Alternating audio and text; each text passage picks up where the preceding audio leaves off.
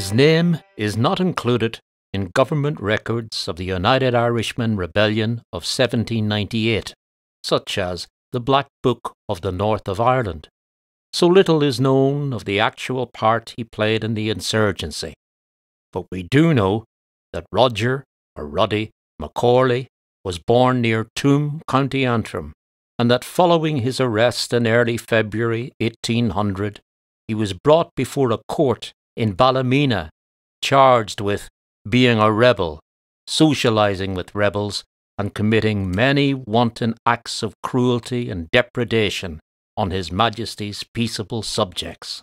Found guilty, he was hanged on the 28th of February 1800 near the bridge that crossed the River Bann at Tuam. His body, dissected by the surgeon attached to the Tay Fencibles, was handed over to relatives who laid the remains to rest at the site of his execution. The bridge at Tuam suffered some structural damage during the rebellion and stood neglected for years. But in 1852, Charles Otley, district engineer to the Board of Works, was commissioned to design and oversee the construction of a new bridge.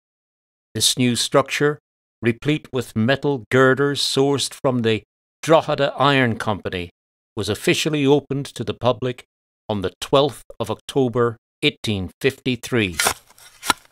Otley and his team of labourers were next tasked with dismantling the old bridge, and while work was underway in early December of that year, they unearthed a pile of human bones at the rise of the first arch on the Antrim side. News of the discovery caused a huge level of excitement in the area. A reporter for the Belfast Mail, who happened to be in Tuam at the time, saw a group of people, many of whom were elderly, reverently placing the exhumed bones on the back of a cart. When he asked what they were doing, they told him that the bones were the remains of Roddy McCORLEY, a leader in the late rebellion, and that they were taking them for burial to the nearby Doneen churchyard. They also showed the reporter a number of trees which were used to hang United Irishmen. Newspaper editors were intrigued, so much so that the story was syndicated to a number of publications, including the Kilkenny Journal and the Dublin Weekly Nation. To mark the centenary of the 1798 rebellion, poet and journalist Ethna Carbery, real name Anna Bella Johnson, wrote Roddy McCORLEY, a 7-verse poem which was subsequently published in her 1902 book, The Four Winds of Erin. The poem portrayed the Tuam man as a heroic figure, a martyr who bravely faced death because he loved the motherland, because he loved the green. At some stage, music was added to Carbery's poem, but the musician's name is not known. Of course, this was not the first ballad to speak of McCORLEY's heroism. The reporter who visited Tuam back in 1853 remarked that McCORLEY was already the subject of song in that area, and while visiting County Derry in 1833, George Patry collected the air of a ballad called Roddy McCORLEY. Unfortunately, he did not collect the words, but the melody, different to that which was set to Carbery's poem, was published in 1882 in Patry's The Ancient Music of Ireland, the accompanying note stating that the ballad was probably of Ulster origin, composed in remembrance of the man hanged at Tuam Bridge. In November 1950, the Derry Journal recorded that a tombstone had been placed over Roddy McCORLEY's grave shortly after he was buried at Doneen, and that it was stolen from the churchyard a few days later.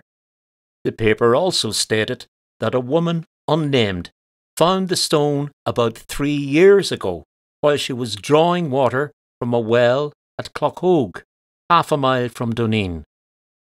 Local farmers managed to retrieve it from the watery depths and found that it was inscribed but the entire wording could not be read as the lower half of the stone was broken off. Not surprisingly, the month and day cited in the inscription left local historians mystified. IHS. This is to the memory of Roger McCORLEY, who departed this life May 12th. However, the mystery was soon solved when the other part of the stone was found. The stone had in fact marked the resting place of another Roger McCORLEY, who died in 1772, aged 61 years. On the 1st of November 1954, hundreds gathered in Tuam to witness the unveiling of a 15-foot-high Celtic cross erected in honour of Roddy McCORLEY. The monument stood in situ until the early hours of New Year's Day 1969, when an explosion blew it off its plinth. A People's Democracy Civil Rights March was due to pass through Tuam the following day.